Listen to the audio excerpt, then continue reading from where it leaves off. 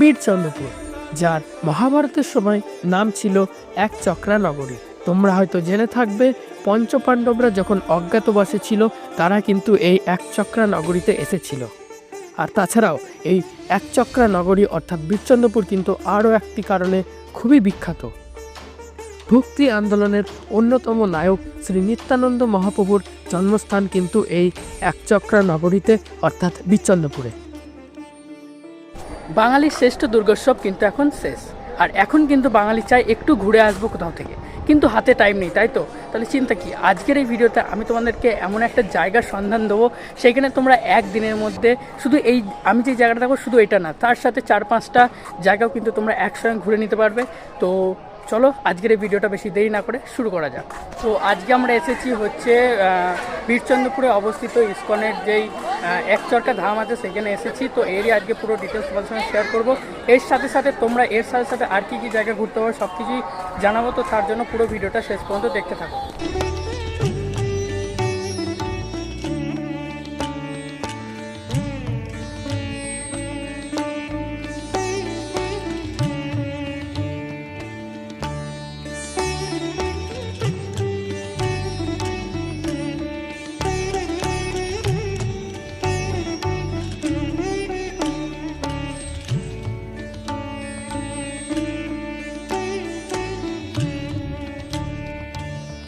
এখানটায় কিন্তু মন্দিরের যাবতীয় সব টাইমিং কিন্তু এখানে দেওয়া আছে। মন্দিরের যা অনুষ্ঠান হয় এবং কখন কি বন্ধ হয় সবটাই এখানে দেওয়া আছে। তোমরা চাইলে এটা পজ করে তোমরা এটা দেখে নিতে পারো।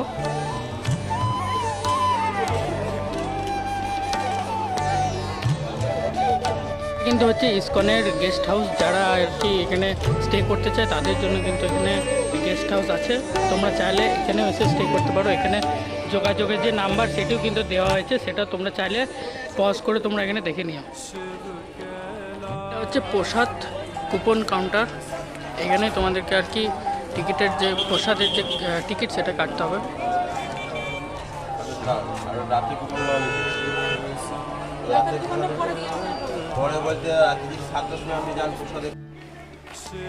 একচরকা ধামটি দেখার পরই কিন্তু তোমাদেরকে বেরিয়ে পড়তে হবে আরও 3টি জায়গা দেখার জন্য। সেগুলি হলো নিত্যানন্দ মহাপ্রভুর জন্মস্থান, গড়িয়া মঠ এবং নিদোবন।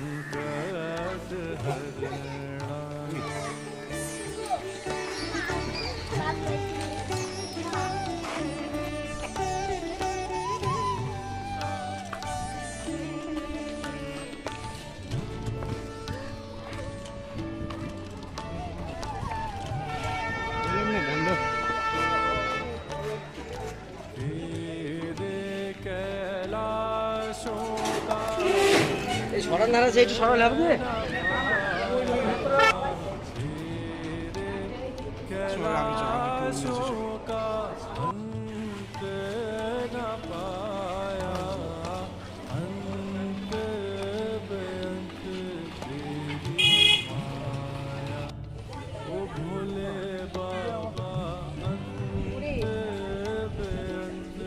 এখানে নিত্যানন্দ মহাপ্রভু তার মাকে স্নান করানোর জন্য সর্বত থেকে আহ্বান করে এই কুণ্ডে এনেছিল। তাই এই কুণ্ড সপ্তসাগর ও সপ্ত নদী বর্তমান। তাই ভক্তরা মনে করে যে এই পবিত্র জলে স্নান করলে পুণ্যজন্ম ধ্যান করে। তাই এটার নাম হচ্ছে বাঁকারায়ের অন্তর্ধান স্থল, জানুকুণ্ডু বা হাটুগোড়া আশ্রম।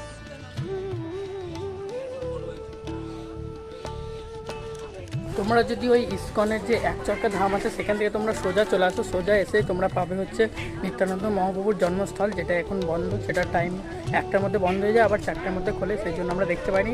বাট তোমরা ইয়ে করবে, আসার চেষ্টা করবে যাতে ওই টাইমে যেন না আসো, হয় 4টের পর বা 1টার আগে আসবা। তার সামনে আবার এখানে কিন্তু আর একটি ধাম রয়েছে, সেটিও কিন্তু বন্ধ।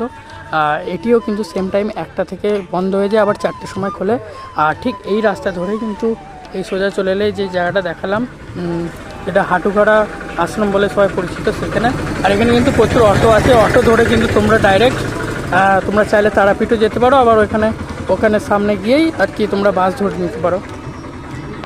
যে ধামটি রয়েছে এই ধামের ঠিক এই দিকটাতে এখানে কিন্তু একটা সাইনবোর্ড লাগানো আছে নিধুবন বলে, ঠিক এই দিকটাতে আমরা যাচ্ছি দেখার জন্য যে এইদিকে কি একটা ধাম আছে। কারণ বিচন্দ্রপুর হচ্ছে এমন একটি গ্রাম যেখানে কিন্তু বিভিন্ন জায়গায় কিন্তু এক এক রকম ধাম, কোনোটায় মন্দির, কখনো কখনো কোনো জায়গায় ঠাকুরের কোনো স্থাপিত কিন্তু রয়েছেই। কারণ এই বিচন্দ্রপুর গ্রামটা এটা খুবই প্রাচীনতম গ্রাম, এটার নাম কিন্তু মহাভারতেও উল্লেখ করা হয়েছে এই গ্রামের নাম। এই হচ্ছে সেই নিধুবন বৈষ্ণব পীঠ। এখানে কিন্তু ছবি তোলা অ্যালাউ নেই, তাও তোমাদের কিছু ক্লিপ আমি শেয়ার করলাম দেখতে।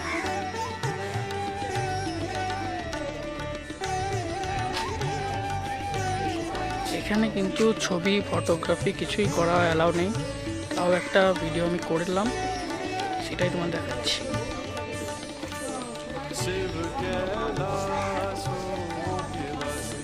তো মন্দির একটি হচ্ছে পুরীর আদলে তৈরি একটি জগন্নাথ মন্দির, আর একটি দেখো পাকড়ায় মন্দির।